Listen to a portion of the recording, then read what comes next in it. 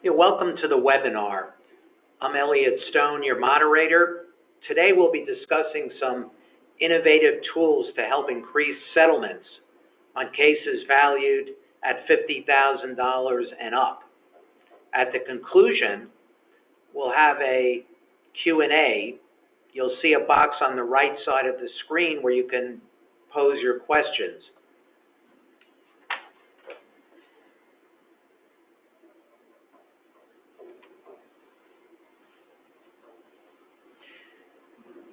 Our Record Reform Division utilizes physicians from India for the following few services I'm going to demonstrate at $35 an hour, which is billable to the file, frees up your staff, and we're offering a free trial to folks who haven't utilized the service before on charts up to 500 pages.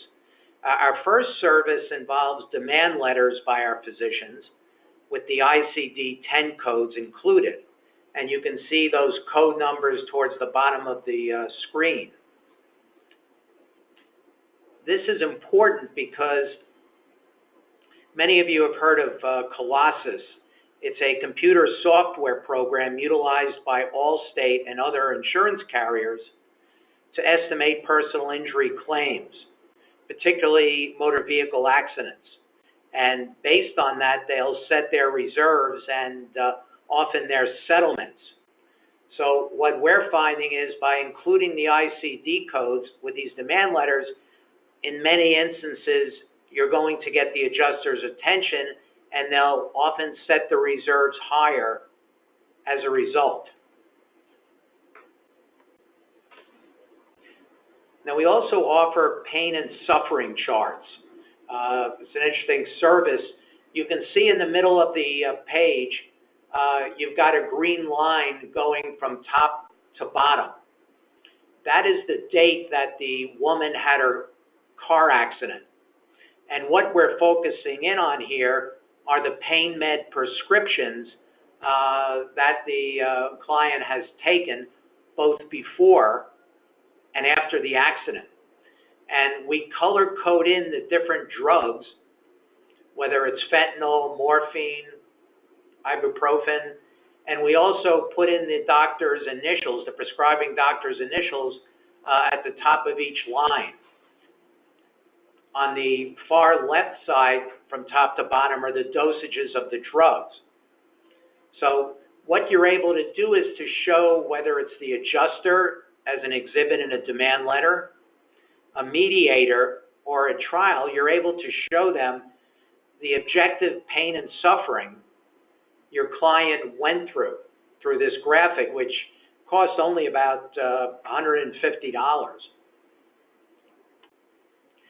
Next up are medical narrative summaries, which are a broad overview of the case designed to educate the adjusters as opposed to submitting a detailed chronology. This cheat sheet, so to speak, will let the adjuster know what happened in the case from your point of view and some of your theories. So often, again, it's used as an exhibit. Next up is our treatment plan.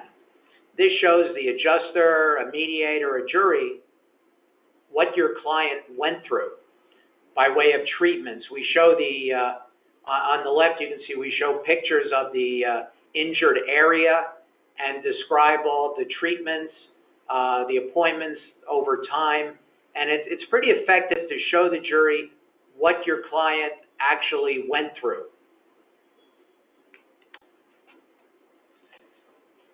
Next service involves 3D volume renderings.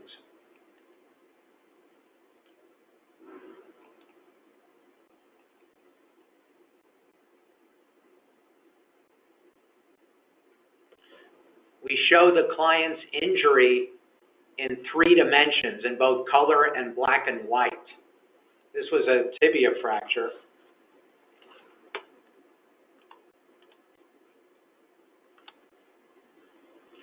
Now, what is a volume rendering that I just showed you? Well, it's an FDA-approved reconstruction and visualization of data. Basically, two-dimensional cross-sectional slices from a medical scanner.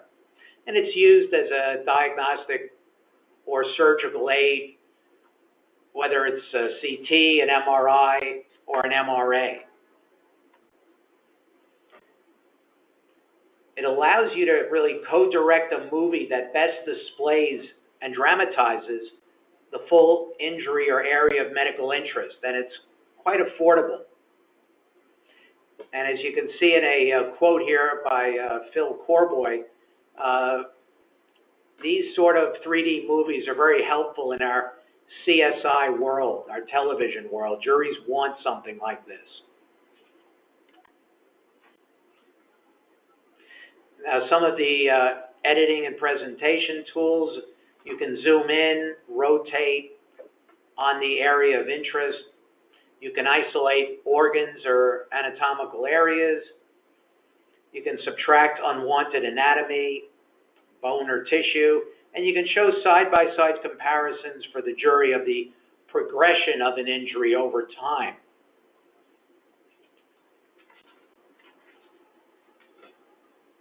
Now, with two-dimensional films, you're really not getting the complete information.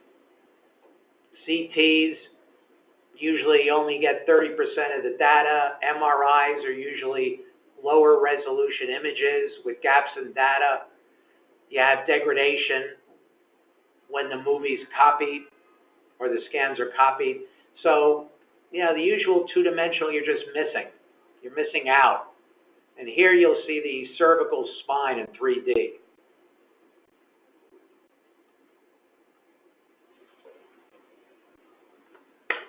This is what juries want to see.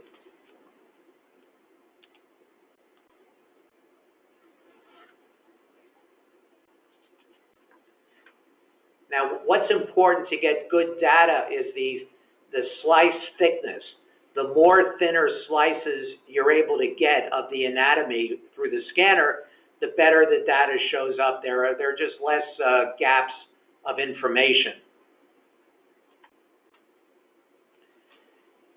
Now, typically there are few, if any, issues in admitting this in the courtroom, but typically with any new technology, the other side's going to jump up and down saying it shouldn't be admissible, but your argument is it's the actual client data. Often you can send this to your treating physician who can testify that it's an accurate and fair representation. It's the actual anatomy itself of your client. FDA-approved equipment's utilized to get this data. Your fallback position is it's demonstrative evidence that clearly aids the jury. And it's really just about never kept out of evidence. Now, these 3D renderings have several applications. At mediation or arbitration hearings, settlement brochures. Here you see a cerebral aneurysm on a flat screen. This can go into an exhibit or a brochure. What's interesting is you can also use this technology on non-medical product defect cases. We've had attorneys who have sent us scans of tires where a tire blew out or there was a defect, and that's shown as well. These movies play in a Windows Media Player. You can use JPEG static images for emailing or PowerPoints, and you project this with an LCD projector. Typical cost about $1,750, give or take. You know, what's great is volume renderings for the first time allow the attorney and jury to see the injury as it truly is in its entirety. Next, I'd like to get to medical cost projection. Some of you may be familiar with the term, but I feel this is probably the biggest game changer for your settlements in this presentation. Typically, These are baby life care plans for $50,000 to $500,000 value cases that are likely to settle.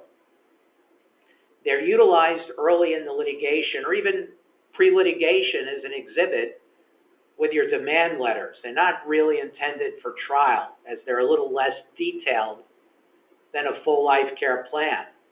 These come into effect when your client is still getting some medical treatment, and again, the case is worth minimum $50,000 to $100,000 and up.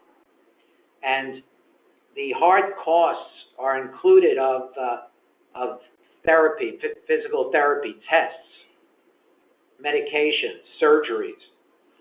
These reports are produced by life care planners. And are typically a $2,000 upfront fee, or they're now available on a lien where you pay us only when the case settles. If you lose, you don't know anything. It's on us. Typically, there's a fast turnaround time.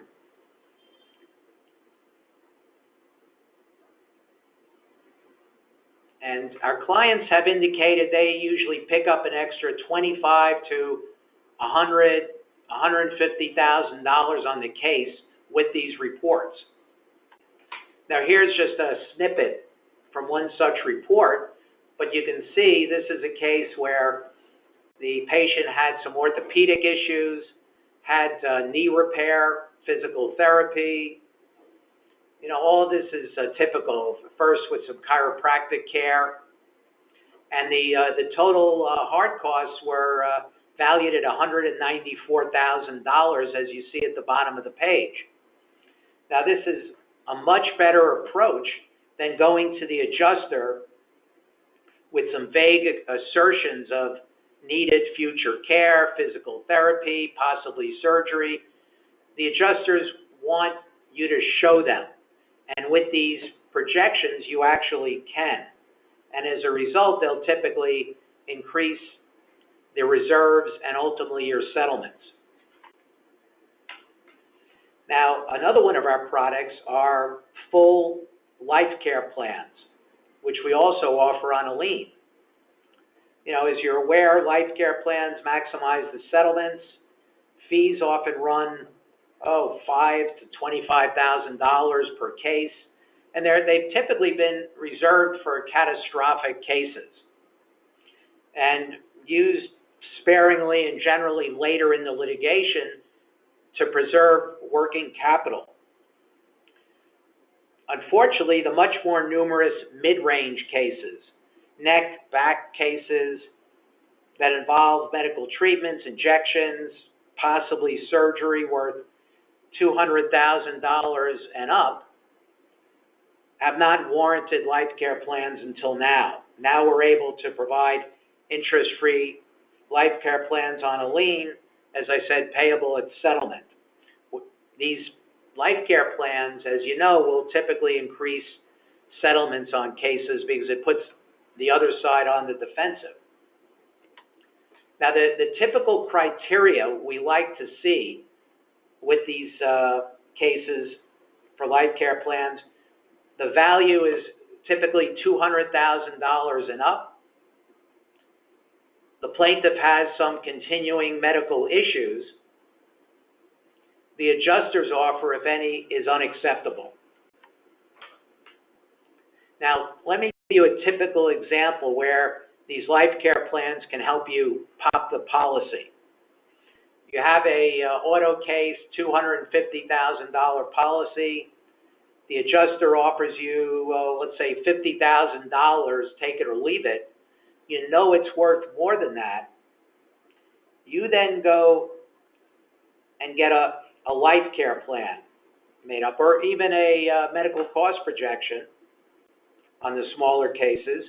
And let's say that life care plan comes in at $400,000. The adjuster now is in a pickle because that exceeds the policy, and if they're in a state where there's bad faith, if the jury awards that $400,000, the adjuster is going to be forced to pony up that extra $150,000 and not look very good to their bosses. So they're not going to let that happen. So this helps you get an extra 50, 100,000 plus on cases that you would have gladly settled for $50,000 to $100,000 on.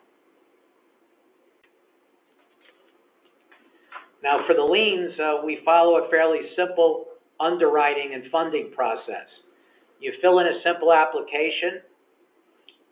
Our underwriters verify the case and supply a contract within 1 to 3 days, the lien paper. And at that point, our life care planners will request all the records. They'll interview the client, have a discussion hopefully with the treaters if they're cooperative. And please note that the experts in no way work on contingency here. We pay them for the initial plan that they prepare. You pay them like you normally would if the case ever goes to trial. Upon settlement, typically, the funder is paid $8,500, a flat fee, on non-catastrophic cases. And on your catastrophic 7- and 8-figure cases, that number doubles to $17,000. We also provide vocational and economist reports on a lien. Those are $4,750 each. Now, before we go to Q&A, I thought I'd comment on an interesting debate that's going on as to whether attorneys should use MD life care planners or non-MD life care planners. Now, historically, 99% of the life care planners have been non-MDs, although that's changing as physicians see the opportunity to make good money with these life care plans. Now, while a doctor's CV and their credential is more impressive than perhaps a nurse or a life care planner, that can occasionally be problematic. Because they're doctors, a lot of them think they could give opinions on the future care of the client. So you may see a physical medicine and rehab doc talking about future orthopedic surgeries, giving their opinion and ignoring what the treater was saying. That could be problematic. I've seen those experts' testimony stricken because they overextended themselves. Their testimony was dorbited out in areas where they had no expertise. Your typical non-MD life care planner is really limited to the pricing, to give you the future pricing of the medical and related costs. So they're not as prone to cross-examination as are the doctors. You know, they can't be cross-examined on the medical care because they're not MDs. So if you have a good medical foundation and or the treater testifying, that's really the best of all worlds. Now, feel free to contact us for your free record reform chronology or demand letter, again up to 500 pages. And we'll be providing a copy of the webinar for you to share with colleagues who couldn't make it. Are there any questions? You can just type them in on the right side of the page.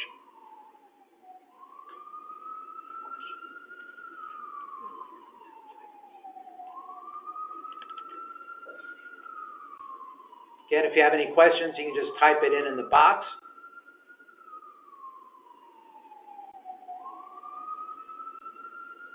Well, if there are none, then we'll call the webinar adjourned, and thank you very much for your time, folks.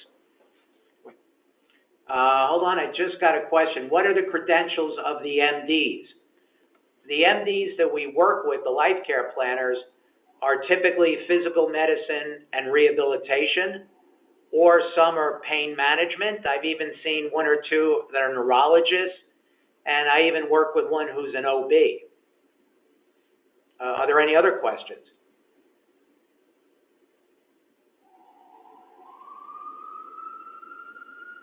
Okay, we'll now adjourn. Thank you again.